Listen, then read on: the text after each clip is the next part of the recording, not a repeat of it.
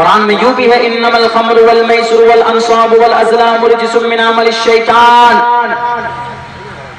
شراب پینا، موبائل میں پب جی گیم کھیلنا، موبائل میں آن لائن فری فائر کھیلنا، موبائل میں سوشل میڈیا میں گانے سننا، وقت کو ضائع اور برباد کرنا، انہی میں سے ہے من عمل الشیطان.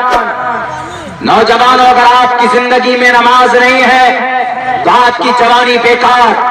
اگر آپ کی زندگی کے اندر کوئی علم نہیں ہے آپ کا کہ ہم زندگی کے اندر میں کچھ کرنا چاہتے ہیں، اپرچونیٹی ہر چیز سرکار کر کے نہیں دے گی آپ کو، بلکہ کچھ اپنی ذاتی اعتبار سے اپنے آپ کو اس طرح کامیاب بناؤ کہ خود کسی چیز کا مختار کن بن جاؤ. خود اس زمین کے اوپر انوویشن کرو. آسمان سے نہیں پیدا ہوا تھا البرٹ آئنسٹائن، آسمان سے نہیں پیدا ہوئے تھے ابو بکر محمد بن زکریا الرازی، آسمان سے پیدا نہیں ہوئے تھے امام ابو حنیفہ، امام مالک، آسمان سے پیدا نہیں ہوئے تھے ہمارے ودوان، ہمارے پروش. زمین پر بیٹھ کر انہوں نے اپنا ایک گول سیٹ کیا تھا. اس وقت وہ سلمان خان، اس وقت کے جو سلمان خان ہوگا اس کے دیوانے نہیں تھے. کھساری لال یادو کے گانے سن سن کر راتوں کو 2 بجے ہمارا نوجوان سوتا ہے اور نماز کی اذان کی آواز ان کے کانوں میں جاتی ہے، نماز کے لیے مسجد میں نہیں پہنچتے ہیں. تو اللہ کی رحمت کی امید مت کرنا کبھی بھی. اگر مسجد شہید کی جائے تو آپ کے عمل بد کا نتیجہ ہوگا، یہ ہمیشہ ذہن میں رکھنا. اللہ تبارک و تعالیٰ کسی ظالم بادشاہ کو ایسے مسلط نہیں کرتا ہے دنیا پر، بلکہ اگر دنیا میں کہیں کسی ملک میں کوئی ظالم بادشاہ مسلط ہوتا ہے تو اللہ کے تکوینی نظام کے ذریعے سے مسلط ہوتا ہے، اور تکوینی نظام اللہ تبارک و تعالیٰ کا مرتب ہوتا ہے بندے کے عمل پر، اس کی نیت پر اور اس کے اچھے افعال پر مرتب ہوتے ہیں. اسی لیے مسلمانوں، آپ کو سب سے پہلا کام یہ کرنا ہے ایمان کے بعد کثرت صلاۃ، پابندی صلاۃ آپ کے لیے ضروری. اتنا اچھا پیغام نبی پاک علیہ السلام لے کر آئے.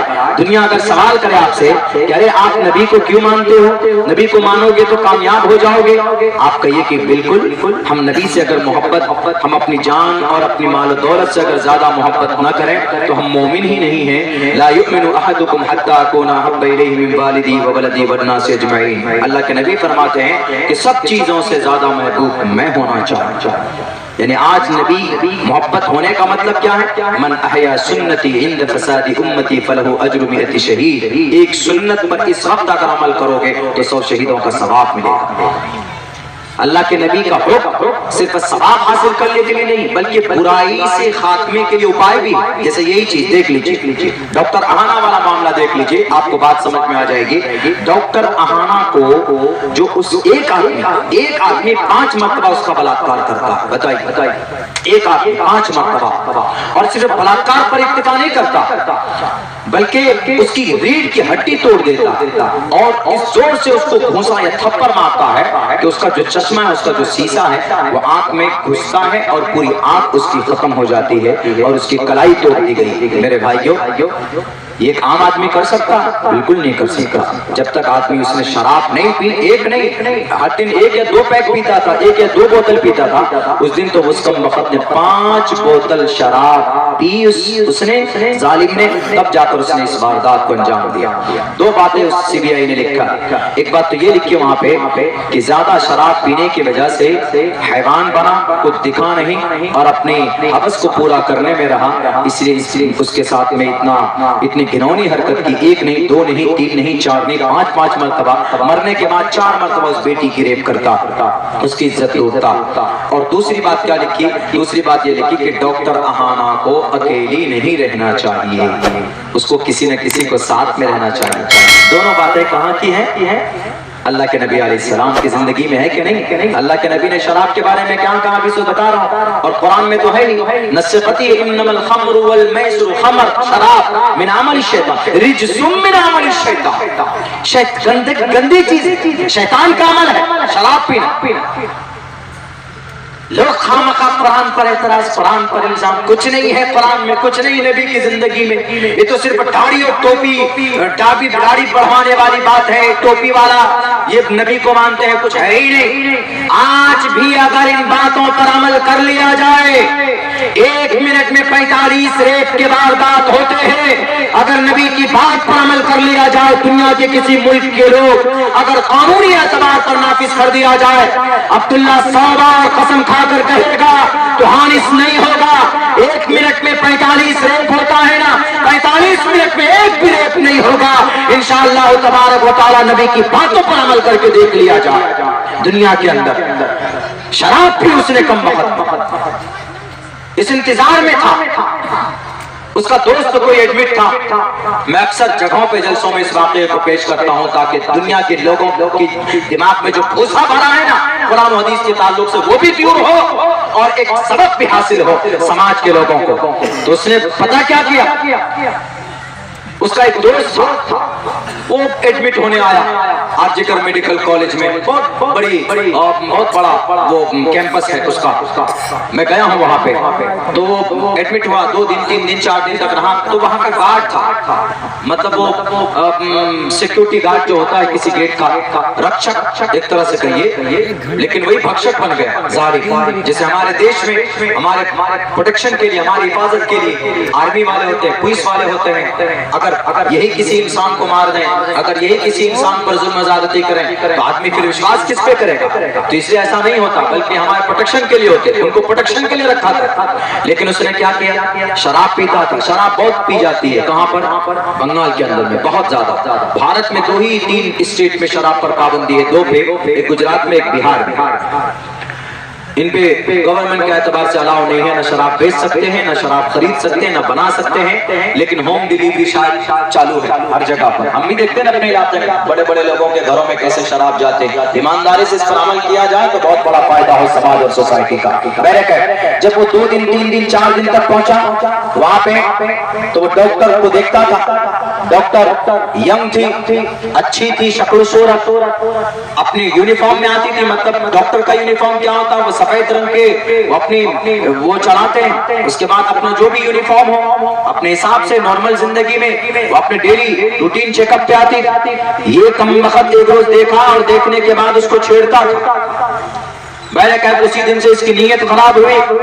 वो डॉक्टर अहाना जो कि एक हिंदू लड़की थी, तो उसको पर्दा या बुर्का या हिजाब उससे तो कोई मतलब नहीं, वो अपने हिसाब से आती थी। चूंकि उनके यहाँ है नहीं, तो हमारे इस्लाम में भी बहुत सी लड़कियां ऐसी होती हैं जो डॉक्टर बन जाती हैं, तो बस बाल खुले हैं और शक्लें वो करके बाहर जाते, यानी कोई हिजाब नहीं, कोई बुर्का नहीं।